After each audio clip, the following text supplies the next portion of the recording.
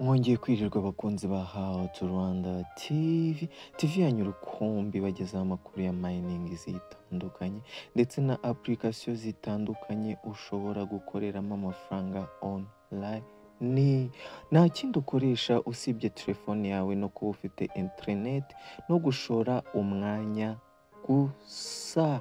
So guys, kanizere ko mumeze neza, kuko iyo mumeze neza nanjye mba meze neza cyane kandi mu buzima nakwiheba. Uyu munsi biranga ariko ejo birakunda cyane, hamwe no gusenga Imana no gukora buri kimwe cyose gishobora kukuzanira amafaranga. So guys, uyu munsi ntago nje kubereka application nshyashya hoya, ahubwo nje gukemura utubazo tumwe na tumwe kuri application dukoresha zitanga amafaranga ariko zikaba zitemewe mu bihugu byacu. Urugero hari Makadamu niyo nabahaye, ariko ngiye kubereka ukuntu ubigenza. Hari video ya mbere naberetse y'ukuntu westara VPN ukahita ujya kuri Play Store ukahita downloadinga Makadamu, ariko abantu benshi bambwira ko bigoye bidapfa gukunda, n'ubundi bababwira ko Makadamu itemewe mu gihugu cyacu. So guys, je kugira ngo ako kantu tugasolvinge mbereke ukuntu westaramo VPN neza bigakunda ukaba wayibona vuba vuba. Ngiye kubereka ukuntu tubikora. Ikintu cya mbere uri bukore n'ubundi gisanzwe, urajya muri Play Store wandikemo VPN runaka ushaka gukoresha. Iya mbere nababwiye niyo bita Windscribe. Iyi ngiyi isa umukara, Windscribe VPN. Iyo ni iya mbere. Iya kabiri ngiye kubereka ni iyi ngiyi bita VPN Super. Iyi ngiyi iri hano, VPN Super Unlimited Proxy, iyi si ubururu. Izi ni ebyiri ngiye kuberekaho. So ikintu ukora, uhita ujyamo ukayesitara muri telefone. Iyo umajije kuyesitara muri telefone, reka mbahere urugero kuri iyi VPN Super Unlimited Proxy.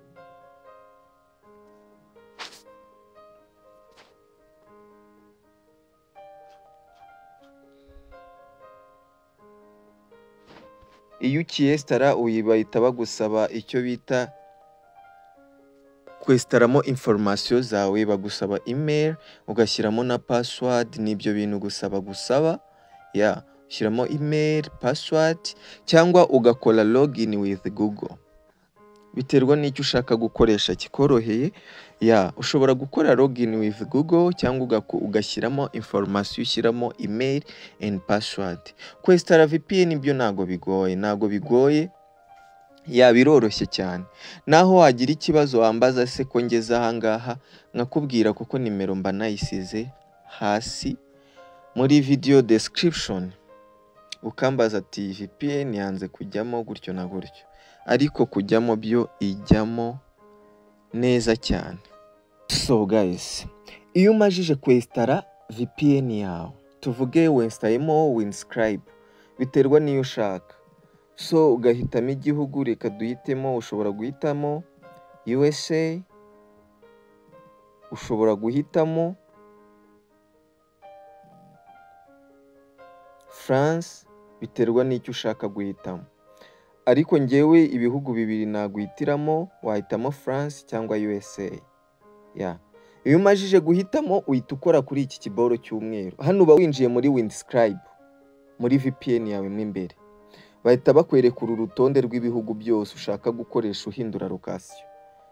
Phone yanjye wenda tuvuge nshaka kuyitereka mu Bufaransa cyangwa muri Amerika. Ibyo ni ibihugu bibiri na kuri commandinga kugira ngo bikoreshe. Igihugu cya mbere ni USA, icya kabiri ugomba kugira ni France. Iyo umajije kugihitamo uhita ukora kuri iki kibuto cy'umweru kimeze nko gucana, ukagikoraho.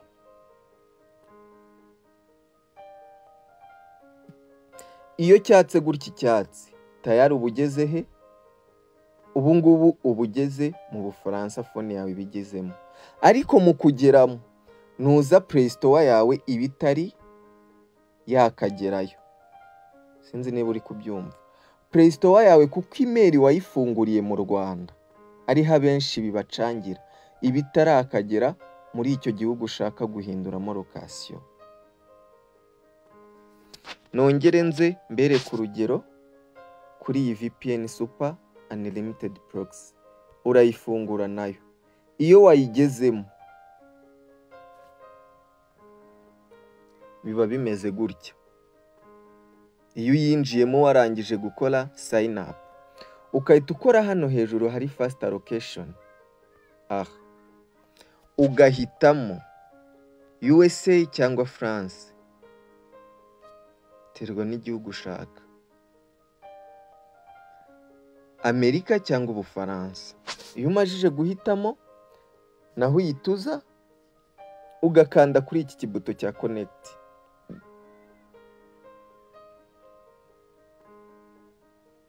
Iyo yatse bihita bitangira kwibara gutya. Ubu VPN iba yagiyeho. So mu gihe VPN yagiyeho, aka kantu mukumve neza tugendane intambwe ku yindi. Mu gihe VPN iriho yagiyeho gutya, wayifunguye iriho, hejuru hariho kari agafunguzo iri kwaka mbese VPN. Ubwo telefone yawe yahinduye location, wageze mu kindi gihugu wahisemo. Icyo tuba tugiye gukora cya kabiri ni uguhindura na location ya Play Store yacu. Kugira ngo ihinduke ntago turakoresha email dufitemo. Hoya, urayituza hano ujye kuri Gmail. Nujya kuri Gmail uze hano kuri aka gafoto kerekana email yawe. Aho kugira ngo uhitemo urutonde rwa email zawe zose ufitemo, urahitamo add account cyangwa add another account. Numara kuyihitamo uzuyitemo Google. Just hano urashyiramo verify, aga password kawe ukora verifying.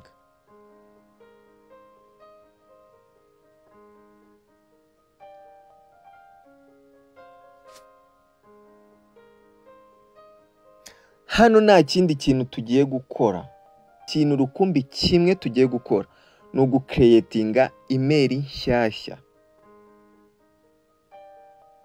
Aho kugira ngo hano ushyiremo indi email, uraza hano hasi kuri create account, ukreye email nshyashya.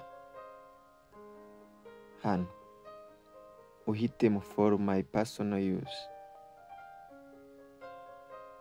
ushyiremo amazina yawe yombi, ukurikire ugenda ukurikiza step by step uburyo ufunguramo email n'uburyo wafunguyemo email zawe za mbere. Biroroshye, ugenda ukurikiza step, na amazina hari ukagenda ugahitamo email ushaka gukoresha, so ukabukreye email nshyashya.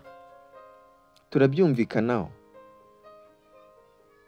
Ndakeka turi kumwe step by step. Iyo urangije email nshyashya uyibonye, ikintu uhita ukora ni iki?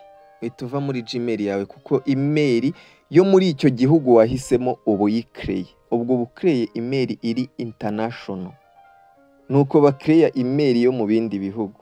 Nta kundi, iyo ije aba ari email yo mu kindi gihugu, kuko ntago muri data zayo biba bivuze ko wayifunguriye mu Rwanda. Hoya, niba ari Ubufaransa wahisemo, iyo email iba yarafunguriwe mu Bufaransa.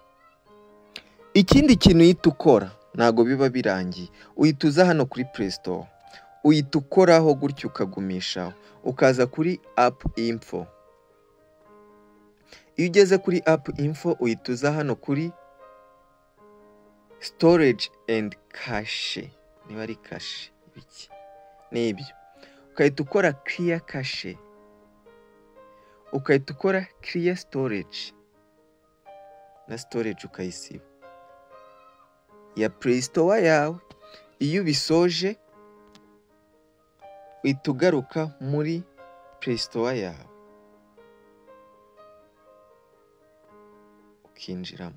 Iyo winjiyemo uhita ujya hano hejuru n'ubundi mu nguni hano hari logo ya email yawe ugakoraho, bakuzanira email ugakora kuri aka kantu kamanuka k'akazeru karimo fresh imanuka, bahita baguha urutonde rwa email zawe zose ufite, ugahita uhitamo ya international email account wafunguye muri icyo gihugu. Iyo umaze gufungura ako kanya niyo uhita uhitamo. Tuvuge urugero wenda mfunguye iyi niyo international ngiye nafunguriye USA, nahise nabishyiraho ngo nazayibagirwa, ukahita uyihitamo. Iyo uyihisemo ikaza muri telefone cyangwa ikaza hano muri Play Store ariyo umaze guhitamo, uhita uza muri search ukahita usacinga Macadam cyangwa indi app itemewe mu gihugu cyawe. Tayari urabona ko Macadam iyisiza ngiyi hano, uri kuyibona iyisiza hano, bahita ngiye bamaye pen kuko nayo installingzemo, uhita ukora icyo bita install. Iyo isoje kuyiinstalinga iba yageze muri telefone, biba byoroshye. Kandi ikindi mu gukora sign up kuri Macadam ntago biruhije, kereka iyo ugiye mu bintu byinshi ujya ngo muri email muri kihoya, uhita ukora sign in with Google, bihita birangira ako kanya uhita winjiramo. Sign in with Google kuko impamvu mberetse iyi video, hari n'izindi application nyinshi zihemba za online ntago ziba zemewe mu gihugu cyacu, iziba zemewe ziba ari scam. Niyo mpamvu dukoresha ama VPN kugira ngo tubone za application ziba zitemewe mu bihugu byacu zemewe nka USA zitanga amafaranga, akaba arizo dukoresha. So kubera tuba twakoresheje ibi bihugu by'abandi no kubikuza biragorana, niyo mpamvu n'abakoze Macadam n'abakoze kuri Macadam na n'ubu bo mu Rwanda batuye mu Rwanda barakoresheje ubu buryo bakayestara muri phone, kubikuza byabagoye bidakunda. Hari video ndi kubakorera, impamvu narayikora ngo nyisoze nuko amafaranga narayabikuje yavuyeho, ariko dutegereza iminsi 15 niyo Macadam itanga kugira ngo amafaranga yawe abakugezeho. So iyo video narayikoze no kuyabikuza nayabikujeho, negereje kangeraho. Naba kingeraho nzahita mbakorera iyo video cyangwa nzahita mba iyo video yerekana uburyo nakuye amafaranga kuri Macadam nkayageza aho nemerewe kuyabikuza bitagoranye, kandi ndi mu Rwanda nawe uri mu Rwanda. Abandi benshi babereka video za Macadam barabibereka, ariko nibabereka ngo ubikuza gute, kuko mu Rwanda ntago bikunda kubikuza, nibikunda ariko nge nabakoreye uburyo bikundamo. So kugira ngo uzabibone nuko urakora subscribe ugakora no kunzogera, kugira ngo umunsi iyo video izaba yagezeho uzahita ubona notification. Ikindi nakwifuriza ni ugukora cyane kugira ngo uzajye kubikuza ufiteho nyinshi. Ngewe nari naracitse intege kuko naravuga ndakora nari bubikuze, n'umuntu ninjiriyeho nyine umuntu wabinyeretse yari yanereranye, yari yarambwiye ko azambwira uburyo mbikuza, kumbe ubwo buryo nawe nagazi neza ko bukora, biramucanga ahubwo akajya ambwira nabi. Mbimubajije ati mbikuriza akambwira nabi. Niyo mpamvu nari naracitse intege, nararekeye gukora kuri Macadam, ariko Macadam niyo app ihemba inafite amafaranga menshi, niyo app ari application ihemba ifite amafaranga menshi kandi idafite iherezo, kandi batagusaba no gushora, ari time yawe gusa. Niba uyifite yiteho, amafaranga nangeraho gusa tuzabyina intsinzi kuko nzabibagezaho mu Rwanda, natwe tuzaba tugiye kurya ku mafaranga y'umuzungu yo muri Macadam. Yeah. Kandi Macadam ihemba neza cyane. Ikindi nzanabereka andi ma application nayo ya work and earn, kugenda winjiza, nayo atemewe mu bihugu byacu ariko nayo atanga amafaranga, nzayabereka. Wowe icyo usabwa gusa kora subscribe n'iyi video yisharinga abantu benshi kugira ngo uzi bakoresha Macadam cyangwa abantu bakunda online business, cyangwa uwo ari we wese ushaka iterambere wabuze n'akazi akaba yashaka agahaso abakora gake gake, uyimuhe. Shuti nimukaba abanyafrika ngo mubone ibyiza mu byihererane mushake kurya amafaranga mwenyine, oya mujye mubisharinga abandi. So kola like, utere na comment icyo wifuza twakubwira. Izo application zindi ziri mu nzira rwose ndazibakorera. Ya zo ntago zigoye, ni PayPal ukoresha, na video ya PayPal nzayibakorera uko uyifungura step by step, nzayibakorera rwose.